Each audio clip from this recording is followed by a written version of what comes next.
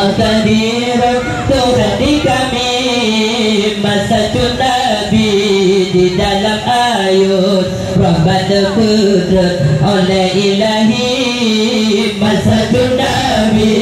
di dalam ayat Rahmat kudrat oleh ilahi Allah malam lahir Sayyidil Anam Abu Bipadam yang tak bersemalam ku tak megah wajah gemilang kadro junjungan Rasul yang megah ku tak megah wajah gemilang kadro junjungan Rasul yang megah Allah Allahu Allah Allahu Rabbul Allah kadir Tuhan di kami Masajid Nabi di dalam ayat Rabbana kudrat oleh ilahi Masajid Nabi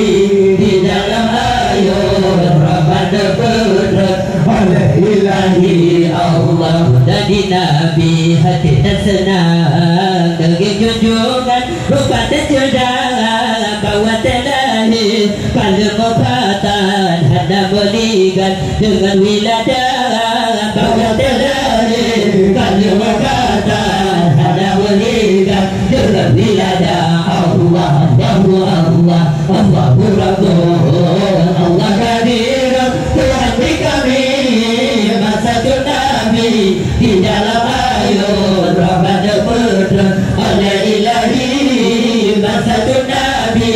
di dalam ayat Rabbana kudrat oleh ilahi Allah Siti Aminah pegang habarat Ba'urang Khadam nama Suhaibah Abdul Muttalib Jamu Harijah Sabut junjungan Rasul Fatullah Abdul Muttalib Jamu Harijah Sabut junjungan Rasul Fatullah Allah Allahu Allah Allahu Rabbul Allah kadir Tuhan di kami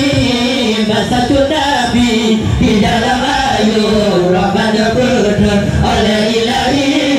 Masajid Nabi di dalam ayat Rabbana kudrat oleh ilahi Allah syukur dan puja kepada Tuhan selawat saja ke Rasulullah zahirkan Nabi malam selajan Rabiul Awal tanggal 12 Allahu Allah Allahu Rabbul Allah kadir Tuhan di kami Masajid Nabi di dalam ayat Rahmat kudrat oleh ilahi malam lahir Sayyidil Anam Abu Bipadam ya kabeh semua lampu tak megah wajah gemilang kadro junjungan Rasul yang megah Allahu Allah Allahu Rabbul Allah kadir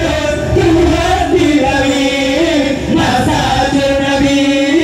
di dalam ayat Rahmat kudrat oleh ilahi Buddha di Nabi hati tak senang demi junjungan rupa tak cerdas bawa terlahir